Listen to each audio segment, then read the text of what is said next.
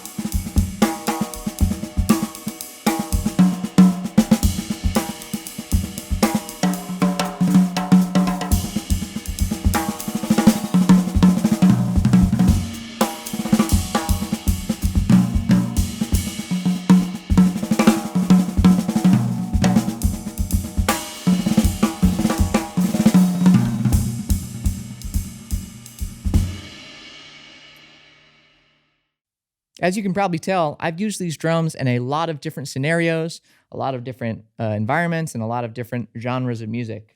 These were my primary drums for about 3 years. I took them to basically every gig. Well, I took them to every gig because it was the only drum set that I have. Now I have two, which the other one is a 1960s Rogers kit, which does a totally different thing than these. But I have these tuned up for jazz gigs and for jazz recordings, and they do that extremely well.